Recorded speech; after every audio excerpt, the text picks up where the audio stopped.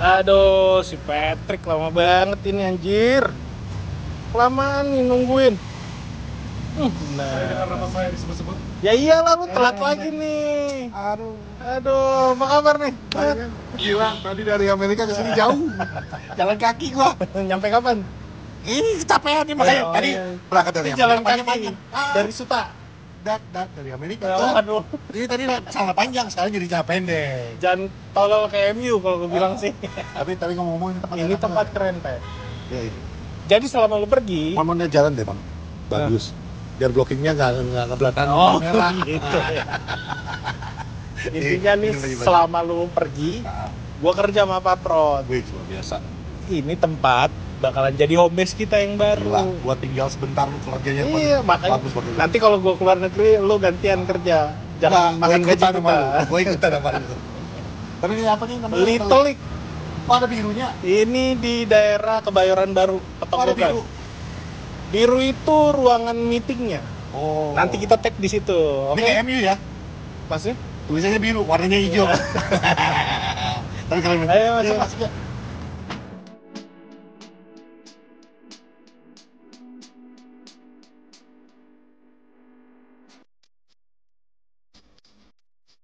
Woi, bangun. Tempatnya enak nih. Tempatnya enak juga, gua berarti tidur. Habis kelamaan syutingnya. Udah ya? Udah nih, udah mulai nih. Udah. Nah, Ditelik nih bro. cakep Ya sih. nggak? Ketika lo cabut, kita Ah. kerja. Kayak gue bilang tadi, dapat nih home base baru kita nih. Gua cabut, lu dapat home base. Gua cabut sekali lagi ya, kali aja dapat sponsor. Gak usah suruh balik lagi ya Pak Prot ya. Ya. Biarin aja. Elah, Aduh. bukannya gua cabut juga lu dapat sponsor ya. Kok kipas-kipas? Katanya enak adem, kok kipas. Enggak, gua kan ya namanya ruang kutub mesti dingin. Adem. Kurang dingin ya, Mon ya? Enak gak tempatnya? Enak sih. Kayak gue bilang tadi. Gua suka nih industrial look banget. Yo, industrial anjir. Doi bener kan? Nih, Dinding kagak di plaster si paham. Si paham kan gua. Ini tempat private kita, nanti kita mungkin bakalan bikinin jadi studio kita. Ngarep. Amin. Gak apa-apa. Nah, di dalam tuh rescue room, ruang private. Jadi kalau lu mau ke Little League, lu menonton bola bawa 12 orang lah, lu di sini aja nih sewa ruang. Rescue room, emang mau diselamatin dari siapa nih? Ya dari keramaian di sini kan. Apalagi kalau cuma berdua asik bro di dalam. Itu bukan rescue room, mesum room. Ya intinya kita bakalan nobar di sini, kita bakalan Syuting di sini. Kalau mau bawa klien, sponsor datang, silakan deh. Ya. Kita bawa ke Rescue room. Berdua kita di dalam. Rescue room. Lu tau nggak ini di mana? Nanya dong. Ntar dulu, gua mau sebelum gua nanya tempatnya nih. Apa? Gua tadi dengar dari kata Pak Prot, rescue room ini di belakang ini ada something special. Hah? Ada sesuatu yang spesial. Iya, ada bar di dalam. Ada bar. Lu tadi kagak ada ngucapin itu. Ya intinya ini ruangan private. Kalau lu bawa keluarga atau apa, lu sewa satu ruangan daripada bareng-bareng sama. Mabok di dalam sekeluarga. Terserah lah, lu mau ngapain, udah gede ya kan, udah gede lo, terserah mau ngapain. Pokoknya intinya ini ada tempat asik banget. Lu bisa private party, mau ngapain aja bisa di dalam ya. Pokoknya yang halal-halal. Ini letaknya nih, Di lu mana kalau nih? lurus ke kanan, lurus tuh Pasar Santa. Ini di Petokogan. Oke. Kebayoran Baru. Ini lurus sana santai ya? Iya, Pasar Santa. Ini PT IKA depannya. Depan PT IKA. Strategis Wah, tempatnya, strategi. pokoknya di tengah-tengah lah inilah. Makanya gue bilang kalau nobar Porosalang. Apalagi nanti kita mau lawan City kan? Yoi. Menang nggak? Ntar dulu. Perasaan tadi note dari Pak Prot pembukaan ya. Bumper belum, apa belum udah ngomongin City. Oh, iya. Kebiasaan dah lu, Mon.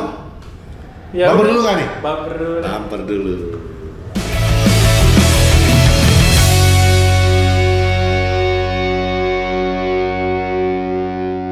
Kembali lagi di Porosalang bersama saya, Patrick. Raymond Parae. Teman balik. Tumben nama asli, Bang. Iya, lagi nggak ada yang ngasih nama nih. Iya, soalnya kemarin, Bang, video kita yang terakhir pada seneng, Bang. Wah, Mbak. Oh, ada yang ini. Ada yang ngasih. Menu. Lanjut. Pada seneng, Bang. Apa tuh? Mereka senang. Satu, durasinya. Durasinya. Wah, seneng nih, durasi 1,5 jam. Iya, Lu seneng durasi 1,5 jam. Kita empot ngomonginnya bingung. Gua mah enak, gua tinggal duduk depan laptop, lu kan yang kedinginan. Iya, apalagi kemarin. Salah sendiri ya. Jadi mah enak nih sekarang balik di Indonesia kan Mon ya. Pakai celana pendek, adem ya kan? Enak nih cuy, asli. Asli. Terbaik. Ya, Little League Jakarta. Iya, Little League mulu lu. Yang kedua, mereka senang karena gue seneng tuh baca komen-komennya. Apa? Bang Emon tuh kalau analisanya luar biasa. Ah, biasa itu. Mantep. Belum keluar semua. Sombong sekali. Dia kan gak kenal namanya humble bragging guys. Nggak tahu humble bragging. Taunya bragging udah. Susah. Tapi yang paling gue seneng. Thank you supportnya teman-teman. Tapi yang paling gue senang dari kemarin omongan mereka itu. Mereka itu semua memberikan kritikan-kritikan yang membangun. Oh iya. Seperti apa poros kita harus terima dikritik. Kita terima dikritik. Tapi kalau berlebihan kritikannya dia nggak masuk akal, bawa tarik. Udah, lu datang aja ke sini kritik langsung depan muka. Enggak. Tapi kita senang. Kita damai. Nih payungnya segede gini nih. Kita orangnya sabar. Ya, thank you. Support-supportnya, kritikan-kritikannya. Kita juga akan berusaha untuk tidak saling memotong. Ya. Nih ngomong-ngomong gua mau potong nih. Ya. Sekarang gini aja Mon, kalau mau motong, assalamualaikum, isi mau motong gitu. Intinya di Nobar City kemarin alasannya kenapa lu mesti dateng, kita bakalan bagi-bagi hadiah, bener gak? Hadiah. Tapi ada spesialnya. Ada yang spesial. Kan lu kemarin ke US. Yoi. Ini ada yang mau bayarin kita jalan-jalan ke Inggris. Mon. Kita Mon. Gua. Makanya kalau lo mau jalan-jalan ke Inggris, kan udah mau akhir tahun nih. Tonton terus videonya sampai terakhir. Nanti di akhir video baru kita kasih tahu lu gimana caranya. Lu dengan modal nonton Poros Salam, nonton bareng sama Poros Salam, tiba-tiba harus bikin paspor, bikin visa, berangkat ke Inggris, kan gitu. Gratis bro. Gratis. Tapi sebelum kesana, kita mau ngomel-ngomel dulu nih. Enggak deh, lu aja yang ngomel, gua mah enggak. Kita nggak bisa ya, bikin satu video itu isinya kita nggak usah maki-maki, nggak usah mencak-mencak, nggak usah nahan emosi, pura-pura senyum, menerima. Abis ini klubnya pinter banget. Pemainnya, pelatih udah oke. Pelatih udah goblok, pemainnya kepinteran. Pelatih udah goblok masih. Ngerti maksud gua? Sarkas. Oh, sarkas. Oh iya. Gak imbang kalau gue bilang ini sekarang. Gue nggak tahu kenapa. Sebenarnya masalahnya kita udah tahu sebenarnya kan dari musim lalu. Masalahnya bukan di pelatih. Kalau lo bilang Bang, berarti selama ini oleh Ten Hag itu bener dong. Ada salahnya juga. Tapi kalau lihat di semalam, aduh ampun. Gue nggak ngerti. Itu bukan Manchester United yang main. Jadi gini, dulu 2-3 tahun yang lalu, 2018 atau 2019 gue lupa. Itu Coach pernah bilang, memberi perumpamaan. Coach itu mengatakan bahwa Manchester United itu seperti di bawah Ole itu kan dulu ada centuk Ole satu wheel kan gitu. Terus Coach bilang mobilnya masalahnya supirnya Ole, mobilnya mau namanya Ferrari, kalau supirnya supir angkot ya tetap aja nggak ada bagus-bagusnya, mesinnya nggak beres gitu kan. Terus dibilang terus kita ganti dari Ole pindah ke Rangnick, ya kan, yang katanya profesor of gegenpressing kan gitu. Yang ibaratnya si Klopp aja belajar dari Rangnick lah istilahnya kan. Banyak yang belajar, nggak cuma dia. Terus habis itu kita ganti ke Ten Hag yang katanya genius from Netherlands kan gitu. Tapi semuanya sama aja. Ferrari-nya ya gitu-gitu aja, supirnya berganti tetap aja hasilnya begitu. Artinya kalau lu datang ke bengkel manapun, kalau tuh mobil udah dijual ke beberapa orang, tapi mobil bermasalah terus, bukan supirnya kan? Artinya mobilnya. Nah, mobilnya itu logo Ferrari, tapi logonya gede. Tapi sempat motong kan. Assalamualaikum dulu dong. Ya, assalamualaikum. Waalaikumsalam. Jadi intinya gini, mobil lu bilang udah bagus, supirnya ganti-ganti, berarti bukan salah supir, tapi kan kemarin ada bilang, wah salah bengkelnya bang, mekanik. Bengkel sekarang udah dibagusin. Udah. Mekanik udah baru. Udah. Ya kan? Bahkan mekanik yang agak-agak bagus aja, tapi kurang perform, diganti. Karena dia bengkel ini menjaga standarnya itu udah tinggi. Diganti apa dipecat? Dipecat. Walaupun yang kalau lu tanya sama mekanik itu bilangnya, gue mengundurkan diri. Iya. Gitu. Cuman bang, Apa? lah itu mobil kayak Ferrari dalam hal ini memang mereknya bagus. Ada bener. Apa? Ada kata-kata supir yang baru nih, agak songong nih bahasanya. Iya. Kita itu mobilnya mereknya masih bagus, tapi jeroannya ini Daihatsu. Ya, dia bilang. Tapi dia juga bilang kan, dia supir yang tepat. Dia supir yang tepat. Masalahnya mobil gua ini bagus mereknya doang. Mesinnya udah ganti mesin, udah turun mesin berapa kali nih? Turun mesin. Nah, jadi kalau kalian nggak mengerti juga karena agak terlalu ribet perumpamaannya kali ini. Beli dealnya belum proof. Mobilnya itu Manchester United. Ya. Dengan segala kemewahannya. Makanya diumpamakan bener kata Koci, ini Ferrari. Ya, Lamborghini. Ini klub besar. Klubnya besar. Tapi kayak kata Amorim, klubnya besar, timnya enggak. Iya. Itu dia. Timnya itu, mesinnya ini underdealnya udah nggak beres. Ya, udah di spare part dari mana-mana. Nah, supirnya yang kemarin kita ganti, dia kan ada setiap supir itu kan beda-beda ya. Ada yang lurus, ada yang belok, ada yang seneng ngebut, ya kan? Ada yang seneng pelan. Nah, tiap kali lu ganti mesin, ganti juga dong spare partnya. Kagak beres-beres. Nah, sekarang supir yang baru malah nggak cuma mesinnya yang mau diubah sama dia. Udah hafal jalan. Gue bilang udah hafal jalan. Gue taruh di Jakarta hidup deh. Kita ngomongin apa sih, Bang? Gue jadi bingung sekarang nih. Kita ngomongin F1 nih. F1 nih. Tapi ya intinya gitu, Mon. Bener sih. Kalau ini sebelum kita mau mencak-mencak di pertandingannya, ini kameramen agak-agak luar biasa ya. Kita lagi syuting, dia nonton highlight Arsenal, pakai acara gedein suara lagi. Tahu. Iya tahu, lu pada menang. Kita juga menang. Tapi kagak Gan, kita menang Gan. Bukan menangis, cuma nontonnya pengen nangis. Bukan begitu Pak Emon. Coba Bapak Emon mungkin bisa menjelaskan babak pertama. Masuk nih langsung ke. Apa yang bisa dijelasin di babak pertama? Coba dijelaskan. Gua kasih satu dah sebelum lu masuk. Kalau gua ngambil rangkuman babak pertama supaya nggak panjang lebar gua ngomongnya, simpel aja. Onana goblok.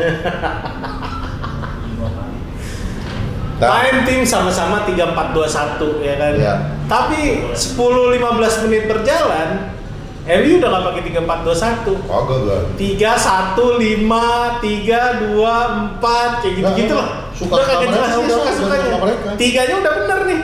Tengah ke depan nih berantakan. Ya udah suka-suka gua. Dia kan mikirnya gini, Pak Amorim kan mintanya kita 3 back. Ya udah kita bikin 3 back. Dia nggak ada spesifik, men. Apalagi wingback kiri kita yang harusnya merangkap menjadi winger, ya kan? Gua nggak ngerti tugas dia apaan. Di kiri terus. Balap.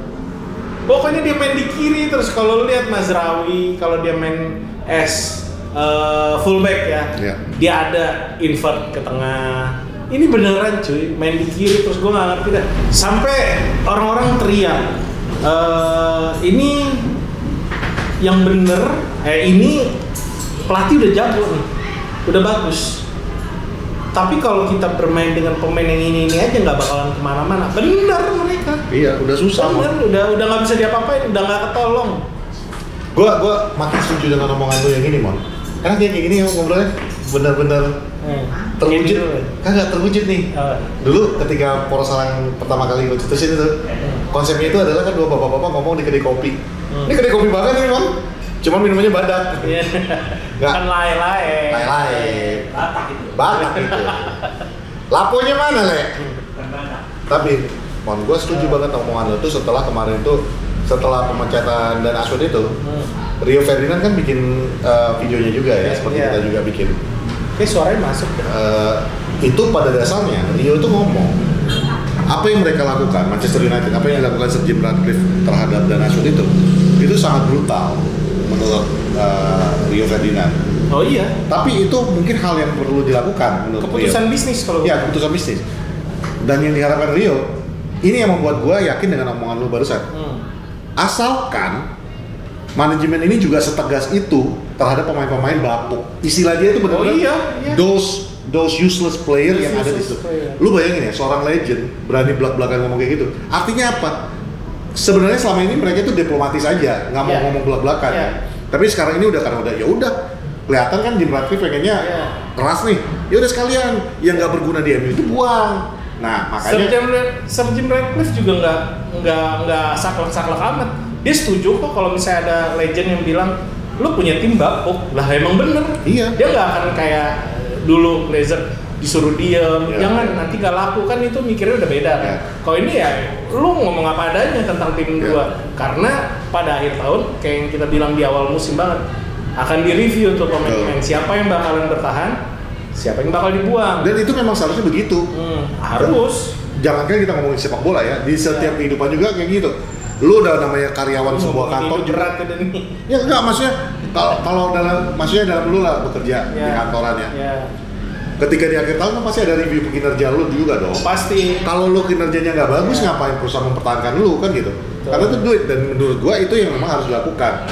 Ya, memang harus itu milestone-nya harus ada review. Kemarin habis pertandingan Victoria ini, gua sampai kaget seorang Owen Hargreaves ditanya pertanyaannya bagaimana tentang Rashford apa semua. Dan ya netizen juga kalian kan sering bertanya kan, bukan bertanya, menyatakan Rashford dijual aja, Garnacho dijual aja mumpung harganya lagi tinggi, atau kita juga pernah mengatakan itu mumpung tinggi. Jawaban Owen Hargreaves melalui masukan tahun 2022. Yang mau beli siapa? Karena melihat kembali kayak Rashford kemarin main hancur-hancuran lagi. Beberapa pertandingan sebelumnya itu sempat lari lambat. Tapi nanti ada beberapa pertandingan dia bagus lagi nih. Jadi inkonsisten kan, berdasarkan moodnya seperti apa hari ini.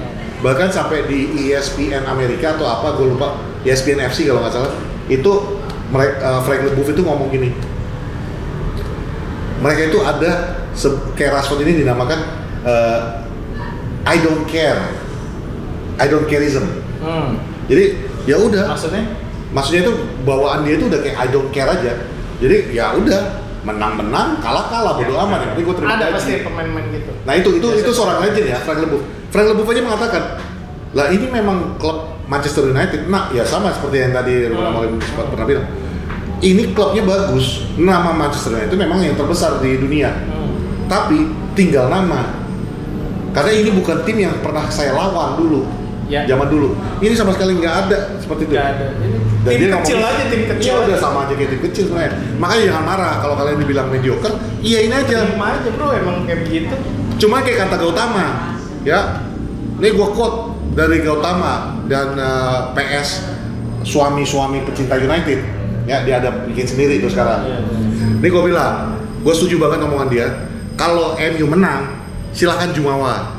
Kalau MU kalah, silakan terima hinaan, ya, karena itu devil's mentality kalau kata Gautama. Ya basically itu yang kita lakukan selama ini, kita dukung MU. Kan nggak yang menang terus.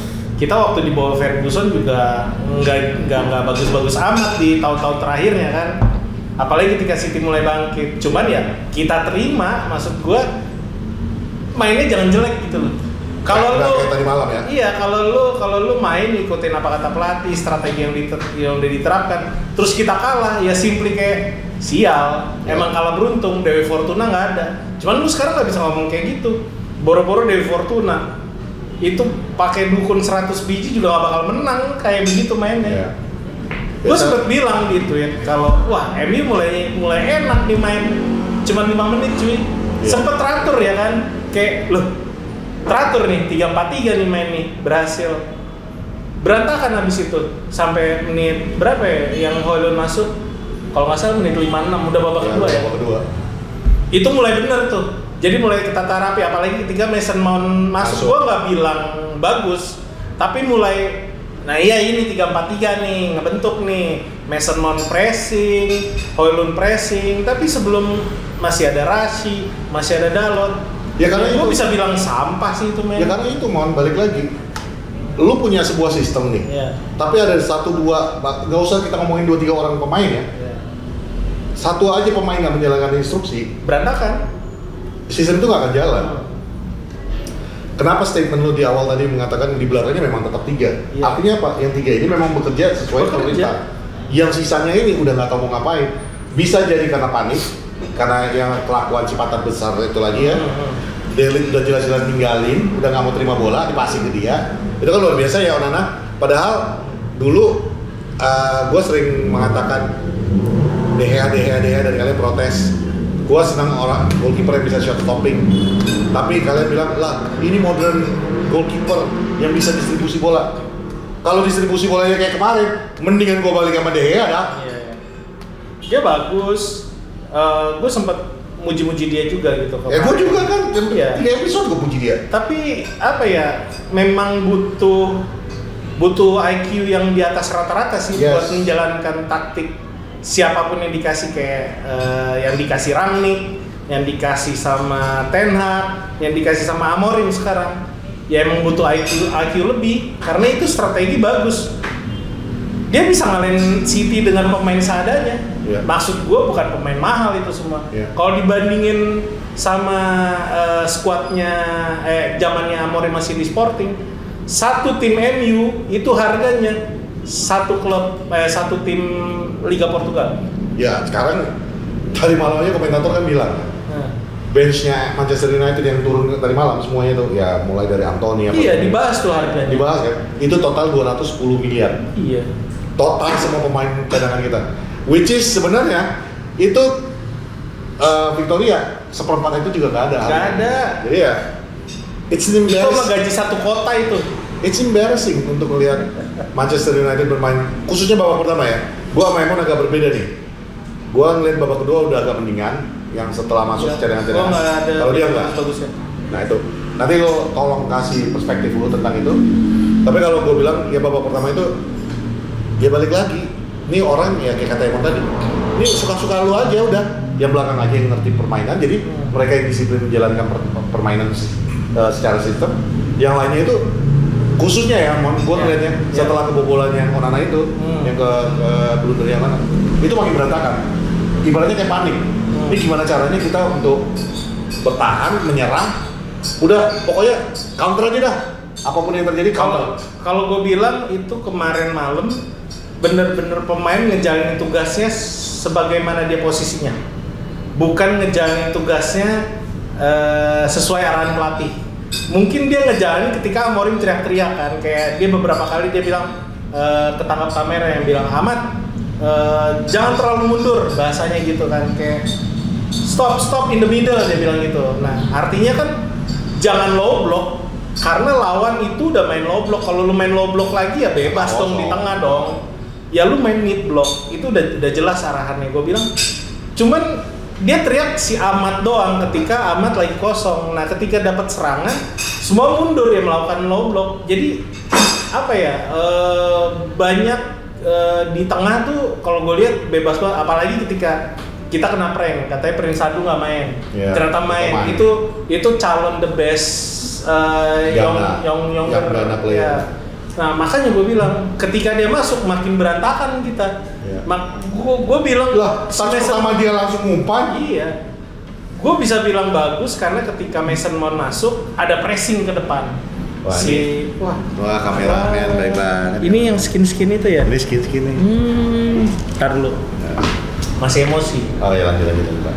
Kalau lo bilang, gue udah nggak emosi sih Pak. Kalau lo bilang ada bagus-bagus gue bilang nggak ada bagus-bagusnya. Terus? Menang rasa kalah udah gitu aja. Menang rasa kalah. Kita di injury time ada 3 chance clear yang 100% harusnya jadi gol.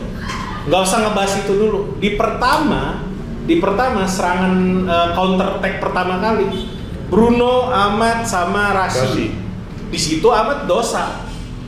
Bruno udah bebas di kanan, dia milih passing ke Rashid, orang yang selama permainan nge-pressing juga enggak, terima bola bingung mau ngapain, mau passing ke belakang lagi. Udah berantakan kalau gue bilang. Ditambah itu bikin valid ketika kita di injury time dapat 3 chance yang harusnya udah clear goal. Kita harusnya udah menang 4-1 tuh. Yang akhir di pertandingan kan Højlund tuh teriak sama Ahmad. Iya. Yang dia marah-marah ya. Kalau banyak orang bilang gila, superior Højlund di Eropa fearless. Ya. Dia bisa nyetak gol apa segala macam. 5 gol dari 6 pertandingan. Ya karena dia di tempat yang tepat aja. Gue nggak setuju orang-orang bilang dia bagus, enggak kok biasa. Tapi Amorim mengatakan itu di interviewnya. Yang ngebela pemain dong. Iya bukan masalah pembela pemain aja. Ya. Tapi Amorim tuh dia mengatakan kan ditanya, Højlund udah bikin 2 gol malam ini dan dia di Eropa ya kayak lu bilang tadi udah mencetak 5 gol dari 6 pertandingan. Apakah kamu melihat perubahan itu dan apakah itu karena pelatihan kamu? Amorim cuma mengatakan bahwa dia sudah mulai mengerti peran dia, tidak terlalu jauh lagi dari gawang. Ya. Jadi selama ini kan dia jauh dari gawang, jadi nggak ada bisa yang umpan ke dia juga kan. Jadi dia udah ngerti bahwa dia itu memang target man jadinya. Ya, saya senang. Terus ditanya, tapi di akhir pertandingan dia nggak dapat hat-trick karena Ahmad nggak mau passing dan kelihatan Højlund marah-marah terhadap Ahmad.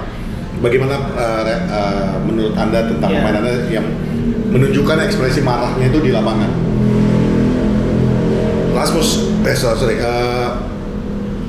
Amorim mengatakan. Gue sambil ambil ya. Iya. Lu udah nggak emosi ya? Jadi Amorim mengatakan, gue senang lihat pemain gue marah. Karena kalau ketika lu berangkat di lapangan, artinya lu punya love, lu care.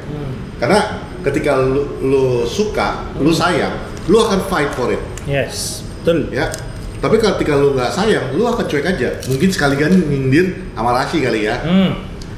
Dulu akan senang. Ya sama aja. Kayak misalnya lu sayang sama orang tua lu, papamu, sama saya sendiri berantem dengan papa mama saya apa semua. Karena kita sayang. Dan harus diingatkan kan. Dan ketika passion itu ada, itu tanda sesuatu yang bagus ya. Saya justru mendukung yang kayak gituan. Ada salah satu pundit di Amerika sana mengatakan, ya karena lu menang, lu bisa ngomong kayak gitu. Tapi coba kalau tadi misalnya skornya 3-2 dengan kekalahan MU atau sama disamakan jadi 2 sama, apakah reaksinya akan tetap sama? Jadi gue mau nanya ke lu nih Mon justru, apakah yang dilakukan Amad Diallo dengan Rasmus Højlund itu tepat? Sesuai dengan kata Amorim, ya menunjukkan passion? Atau memang hal-hal yang kayak gitu nggak perlu ditunjukkan di lapangan? Enggak dong, harus dong. Harus ya? Harus. Buat apa kita dulu punya pemain kayak Roy Keane, Gary Neville, Wayne Rooney, bahkan sempat ketahuan kamera Roy Keane tuh maki-maki Cristiano Ronaldo. Jangankan Roy Keane, Ryan Giggs saja pernah ngeplak kepalanya Cristiano Ronaldo karena dia bawa sendiri sampai depan, Rooney bebas nggak dipasing. Giggs sempat ngeplak kan, sempat diteriakin baru dikeplak begini, itu sakit itu. Nah harusnya pemain MU tuh kayak gitu dari kemarin. Ini udah komunikasinya, kalau lo lihat yang komunikasi di lapangan cuma Bruno doang, yang lain cuma ngikutin apa kata tangannya Bruno. Ya menurut gue itu udah salah. Gitu. Terus kalau tadi lo bilang nggak ada yang mau beli, enggak kok. Gue juga kurang setuju opini kayak pemain ini nggak bakal laku, nggak ada yang beli. Bos, Liga Inggris lagi butuh pemain karena banyak pergantian pelatih. Udah berapa tuh? Si Steve Cooper. Tapi masalahnya udah terbukti Mon. Anthony Martial kita nggak bisa jual. David De Gea kita nggak bisa jual. Berapa banyak pemain kita yang kita rilis on free? Banyak, memang betul. Karena gajinya ini terlalu tinggi. Sementara performa mereka tidak ada. Ya kalau ngomongin itu betul. Tapi paling nggak ada beberapa klub, bahkan Nisroy sendiri juga bilang ketika dia kemarin di Leicester, dia suka beberapa pemain MU dan menurut dia bisa berhasil di Inggris. Itu kan sebenarnya kode, bukan monggo ambil Rashford. Iya, makanya gue bilang kalau lu mau ambil Rashford ya ambil gitu. The hell sama gajinya. Ya. Tapi ya kali Leicester mau bayar 300 ribuan. Iya, nggak tahu sih itu sih. Tapi ya gue cukup yakin. Maksud gue Sancho, Van de Beek di Girona sekarang jadi bagus. Maksud gue pemain-pemain yang emang di MU ini kayak ada sesuatu yang ngeganjel mereka buat ngeluarin kemampuan terbaiknya. Chris Smalling pindah ke Roma tiba-tiba jadi bek tangguh. Jadi kapten lagi. Ya kenapa enggak? Tammy Abraham dari Chelsea ke Roma juga. Maksud gue gini, ini cuma masalah pelatih itu bisa tegas atau enggak. Gue yakin dia udah tahu kalau Ten Hag keras kepala, dia masih memaksain filosofinya. Tapi gue rasa berbeda sama Amorim. Satu, dia bukan di rezim yang lama. Ketika dia masuk, dia udah dapat perintah jelas. Ketika pemain nggak perform, hadir di meeting, lo kasih tahu siapa orangnya. Kan itu udah jelas. Nah menurut gue, tinggal Amorimnya nih, berani atau enggak di akhir musim. Gue sempat nge-tweet, ada sekitar 5 atau 6 pemain yang digantikan. Zirkzee, Dalot, Rashi, Casemiro, Dalo udah. Siapa lagi? Lupa gua. Jersey ganti Højlund. Casemiro sama Dalo barengan keluar. Rashid keluar, ganti Højlund. Malaysia keluar, ganti Anthony. Jersey keluar, ganti Mason Mount. Casemiro keluar, ganti Ugarte, dan terakhir Dalo sama Garnacho. Ya. Orang-orang yang dikeluarin ini ya emang udah sepantasnya nggak bisa bermain untuk United. Apalagi Casemiro. Maksud gue gini, kalau lo nunggu ada yang bisa, ya memang kita kendalanya di gajinya mereka ya. Cuman ya mau nggak mau memang kalau bisnismen kayak begini ya udah harus jual rugi. Atau ya bilangnya putus kontrak. Kalau lo terus miara kayak gini, gue yakin itu nggak akan dilakukan sama Ineos paling mikir untung rugi. Cuman kalau ini dipanjangin terus, apa yang mereka ngomong sama Dana Sword di-cut kan? Selain memang yang gue jelasin kemarin, Dana Sword udah nggak sesuai lagi dengan pekerjaannya, udah kayak nggak satu visi lagi sama atasannya Omar Barada. Nah, pemain-pemain yang emang udah nggak perform ini kelihatan jelas kok kalau mereka udah kebingungan di lapangan, nggak tahu mau apa dilakukan. Gerak badannya Rashford juga menunjukkan kalau dia nggak tertarik sama sekali untuk menang. Kata aja udah bener-bener jual rugi gitu loh, maksudnya udah siap rugi. Itu yang harus dilakukan sama Ineos. Ya mumpung jangan diperpanjang lagi masalahnya gitu. Iya, jangan diperpanjang lagi karena lo udah dapet pelatih bagus. Kalau lo ganti misalnya nih ya, dipertahankan lagi, terus lo ganti lagi pelatih yang gue bilang kemarin, akan menghadapi masalah yang sama aja. Nagelsmann akan menghadapi masalah yang sama. Kalau lo bilang, bang, tapi Ruud van Nistelrooy berhasil tuh bang. Lah iya, orang dibebasin mainnya. Iya. Kalau lo ketemu tim-tim yang semenjana itu bisa berlaku. Mungkin itu akan dilakukan sama Mourinho juga. Udah deh, lo nggak usah pakai taktik, dibablasin aja, tapi sesuai dengan tugas lo masing-masing. Cuman ketika lawan tim gede atau lo masuk semifinalnya Europa League, lo mesti tetap harus pakai strategi dan harus ada pemain yang emang ngerti apa yang mau dimaukan, apa yang mau diinginkan sama pelatih. Kalau lo terus-terusan kayak begitu ya, apa bedanya sama liga-liga 2 championship kayak gitu? Yang artinya gue ambil kesimpulan dari karena gue udah males nih ngomongin pertandingan tadi malam, Mon. Iya, aduh ini kok kotor ya, ngapain? Yang artinya kalau bisa gue ambil kesimpulannya, kalau kita bermain kayak tadi malam yang ibaratnya nggak akan kemana-mana sih. Besok lawan City dibantai dong. Habis. Padahal City lagi jelek kan? Iya. Ini kan besok bukan derby Manchester, Man. Derby pesakitan. Kagak ada yang beres kan dua-duanya Manchester. Gue ngerinya gini, Pep ketika datang ke Lisbon ketemu sama tim yang diasuh Amorim, dia ngelihat tim yang biasa aja, nggak ada nama gede di dalamnya. Tapi ketika ngejalanin taktiknya Amorim, super semuanya. Maksud gue gini, transisinya bagus, super cepat. Ketika serangan balik mereka kencang. Ketika defense juga melakukan hal yang sama. Dan semua komunikasi, lu tonton lagi tuh pertandingan City lawan ini. Semua komunikasi, saling ingetin, saling marahin. Yang semalam main kayak gitu lawan City. Nggak usah City lah, apa ya, Wolves. Katakanlah lagi kalah terus bisa menang lawan tim yang semalam. Iya. Gitu maksud gue. Ya kalau lu lihat gak usah Wolves, kita bilang Victoria ya. Wolves kan lagi jelek nih maksud gue. Iya, maksud gue no disrespect ke Wolves, ke Victoria juga ya. Cuman maksudnya Victoria juga bukan sebuah tim yang hebat-hebat banget kalau compare kepada Manchester United. Cuman ya nyatanya kita aja kemarin granted, makanya gue bilang juga kita nggak bisa terlalu pertandingan tadi malam tuh aneh sih menurut gue, Mon.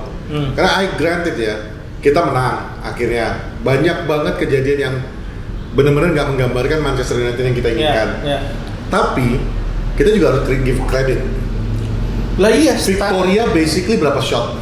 Statistiknya nih, kalau lo bisa lihat, lo buka aplikasi lo, lihat pertandingan semalam, lo buka statistiknya. Nih, putih semua. Yang artinya yang nguasain jalannya pertandingan ya Victoria udah. Tapi mereka nggak ada shot on goal. Kata siapa? Mereka shot on goal tuh yang jadi gol sama satu lagi di bawah. Mereka ada shot on target 8/2. Big chances 6/1. Ya, itu dia. That's it. Expected goal-nya juga lebih tinggi, total shot-nya 17 berbanding. Maksud gue gini, kalau lo kemarin tuh menurut gue kalau misalnya Højlund bisa menyelesaikan, gue berani bilang mereka ngerti apa yang dijalanin, apa yang mau dimauin pelatih. Karena ini tuh kan umpan Garnacho yang crossing ke depan benar-benar di bibir gawang kan. Kalau dia ngerti 3-4-2-1 tuh harus banyak main di belakang pemain lawan. Tapi lihat offside kan. Yeah. Nah, itu nggak dilakukan sama Højlund. Dia fokus jadi tembok, jadi wall. Ketika bola serangan balik, dia nunggu bola akan diarahkan ke mana sama Garnacho. Coba lu bandingin ketika si Amorim megang Sporting. Gyökeres lari aja udah itu, tapi temennya ngelihat dia lari. Ketika ngelewatin badan pemain, dipasin ke depan, dapat Gyökeres lewat dari offside.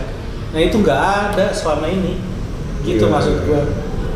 Gue bilang emang butuh IQ football yang lebih tinggi ya, karena pemain yang sekarang yang benar-benar bisa melakukan itu cuma Mazraoui, Bruno yang paling kelihatan.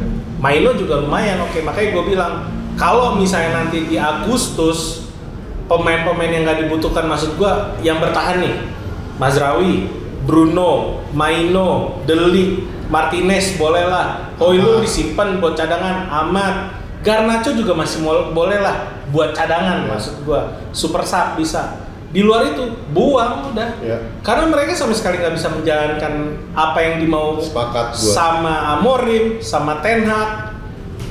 Ya mungkin ada satu nama lagi yang gua tambahkan di situ. Dua nama lagi. Gua masih pengen melihat Mason Mount, karena secara pressingnya masih gua bisa. Baik itu di zaman Ten Hag maupun di zaman Amorim ya. Iya. Gue sih masih ngeliat ini orang dengan waktu dan disiplin sistem yang dijalanin, gue yakin dia bisa menjadi someone positif lah ya. Boleh kalau dia tetap main nama MU, ganti nomor. Ya, itu nomor 1. Lu ganti nomor ya? Jangan pakai nomor 7. Nomor 7 udah. Dipensiunin aja. Pensiunin aja. Ya, bikin kayak Milan dengan nomor 6. Dah. Mason Mount man to man sama kipernya Pilsen Semarang, buset, gue bilang. Aduh ya Allah. Itu udah tinggal Sontek, ya ampun. Lagian pinter-pinteran ngambil dari selangkangannya kiper. Itu kan benar-benar diselamatin oleh pantatnya kiper ya, didudukin sama dia. Cuman ya, nggak maksud gue itu Mason Mount menurut gue salah satu nama yang mungkin kalau gue pribadi akan gue pertahankan. Boleh. Ditambah lagi ya satu nama lagi yang gue pengen pertahankan, sebenarnya lu pasti nggak setuju, Mon. Siapa? Gue pengen Casemiro bagus, tapi ketika kita harus bermain kencang dan memang lawan tim yang kemarin itu kebanyakan anak muda juga di Pilsen. Ya makanya gue bilang jadi 3-1-4, 3-1-5. Ya satunya itu Casemiro, dia nggak kemana-mana. Dia jadi libero. Dia di depannya De Ligt terus. Iya di libero.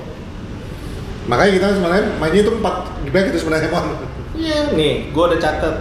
Maguire gue nggak tahu ya gimana nasibnya, apakah Amorim suka atau enggak. Tapi udah, Rashford, Dalot, Zirkzee, Mason Mount, Casemiro, Lindelof itu semua masih ada harganya. Paling nggak 10 sampai 40 juta kejual.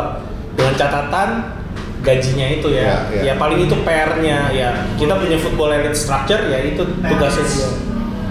Eriksen, Sancho jual aja udah. Sancho emang udah pasti dijual. Onana kasih gratis, nggak usah dijual. Bukan gue yang ngomong. Udah, itu sih menurut gua. Kita udah langsung bahas City aja kali ya. Oke, kita tinggal 10 menit Timon.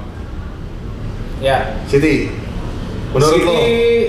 kita masih bisa ngelawan kalau mereka benar-benar pemain-pemain bodoh ini benar-benar bisa ngikutin apa yang dimau sama Amorim. Nggak semua tergantung sama Bruno.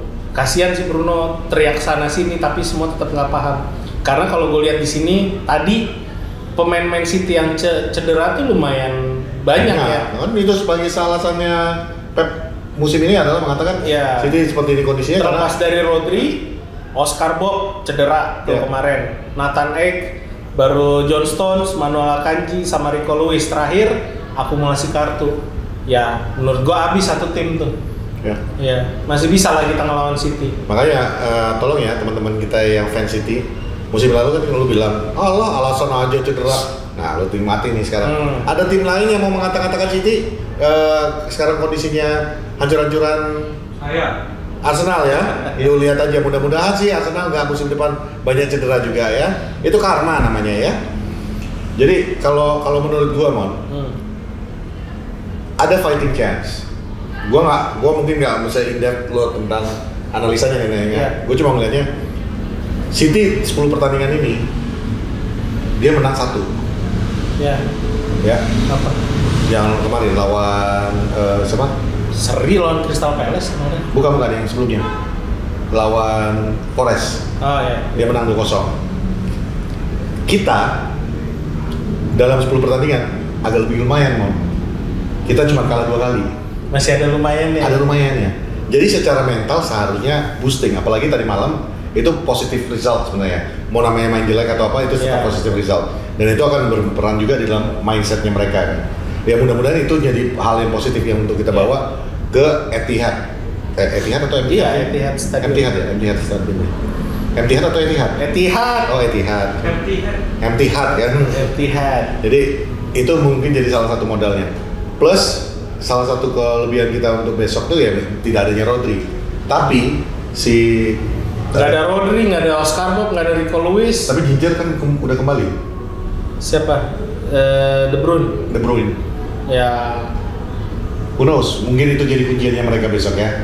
Mudah-mudahan Al-Azraoui bisa ngantongin dia. Ya. Harusnya sih bisa ya. Bisa. Karena posisinya kan ya. Plus kita nggak ngeliat De Bruyne yang seperti yang dulu juga kan. Iya, udah nggak kayak dulu. Ya di pertandingan yang kapan itu gue lihat juga di one-on-one sama kiper juga. Ya kejadian Mason Mount persis sama. Intinya paling nggak United harus benar-benar bisa balik kayak waktu lawan Everton. Kalau orang bilang lawan Everton ya Everton lagi jelek ya, tapi taktik yang dimau sama Amorim bisa mereka jalankan dengan baik. Gue nggak tahu 3-4-3 berjalan dengan baik di situ. Mereka main 3-4-1-2, 3-4-2-1 karena Zerzi sama Hoyland cepat duet kan. Maksud gue ya kayak gitu, bukan lebih ke taktiknya. Lo transisi cepet, defense cepet, counter attack cepet, terus bisa ngelihat peluang, bisa ngelihat pemain, komunikasi itu dilakukan semua di game. Dan itu kemarin tadi malam komentator bolak-balik ngulangin kata-kata every build up mereka terlalu lambat. Ya, itu komentator. Karena nggak ada komunikasi, itu yang gue bilang. Kalau ngandelin dari Bruno doang ya satu orang teriak di satu lapangan, supporter berisik yang nggak kedengeran kadang-kadang kan. Jadi menurut lo lawan City besok ada nggak peluang kita bawa 3 poin atau cukup satisfied dengan 1 poin? Bisa menang kalau dari awal kita bisa ngeliat transisinya cepat, permainannya cepat, komunikasinya jalan. Intinya United main selain waktu lawan Everton. Itu kita bisa menang. Tapi kalau dari awal lambat, wah jangan harap deh. So basically pemainnya harus bertanggung jawab. Pemain harus bertanggung jawab. Dan gua ambil kata-kata Amorim itu, ya lu menunjukkan passion lu, fight for it. Yes. Kan gitu ya. Lo harus bisa mau ya, menang. Sebenarnya itu seperti banner yang pernah dikembangkan oleh fans sama supporter di sana. Play like you mean it. Oke? Play United. Jadi kita mau ingetin lagi. Ini tadi udah review-reviewnya, review Victoria Pleasant. Dan minggu ini kita akan menghadapi Manchester City yang diadakan di Little League. Dan di situ kita akan ada kasih yang di awal tadi video kita udah katakan, ada perjalanan ke Inggris, ada ini semua, itu kan enak banget tuh. Tapi ada syaratnya. Syaratnya gimana Bang? Gampang. Syaratnya ada 2. 1, beli kuota England Premier Trip di aplikasi Bayu. Wih, Bayu. Nah, jadi setiap pembelian kuota England Premier Trip itu harga 35.000. Wah. Masih lebih mahal rokok. Iya, rokok mendingan beli itu 35.000. Lebih sehat lagi. Kalian tuh bakal dapetin langganan video.com. Oke dong. Oke. Video.com Premier League Mobile 30 hari. Tuh, selama sebulan. Bonus kuota 1 giga. Wow. Cuma 35.000. Itu caranya. Modal kuota doang. Nah, kedua. Ada cara lain? Ya, ada lagi. Apa tuh? Modal komentator bola. Wih. Nah, itu caranya. Nanti kalian ngonten di Instagram, di Reels atau di TikTok ala-ala komentator bola. Itu challenge-nya kita nanti. Selain di situ, nanti kita juga bikin challenge di sini. Jadi komentator, caranya tuh kalian cosplay ala-ala jadi komentator bola. Gaya apa aja boleh Bang? Boleh, mau lu kayak Inggris, gaya komentator siapa? Jim Beglin, Peter Drury, John Champion, atau lu mau jadi kayak John Kabira tuh, Winning Eleven. Shoot, gitu. go, Gol gitu. atau mau jadi ala komentator Tarkam. Terserah cara kalian kayak gimana. Nanti gitu caranya, dua itu. Ada dua cara itu ya, Pak? Ada dua cara itu. Modal kuota atau 35.000 sama modal jadi komentator bola. Oke. Dan di nobar itu juga nanti akan ada hadiah-hadiah lain juga ya, Bang ya. Oke. Jadi kita tunggu kalian di Poros Nobar hari Minggu. Open gate jam berapa? Jam 10:30. 10:30. Ya, jangan lupa ya reservasi. Reservasinya segera dilakukan. Nah, dulu-duluan ya. Dulu-duluan. Kalian bisa cek link reservasinya itu ada di Instagramnya Poros Salam dan juga ada di Twitternya Poros Salam. Oke, kita tunggu kalian hari Minggu di Little League Jakarta. Oke? Bayaran Baru, Petokogan, ya. PT IKA, Pasar Santa, ketemu lah tempatnya pasti. Lo buka Google Map aja, langsung ada kok di situ. Ya, ikutin dari situ. Oke? Seru pokoknya. Nah, mungkin itu aja waktu kita untuk episode yang saat ini. Gua Patrick. Raymond Paraeng. Di belakang ada kameramen Arsenal, ada bapak produser, dan ada ibu produser. Kami Poros Salam. Cheers.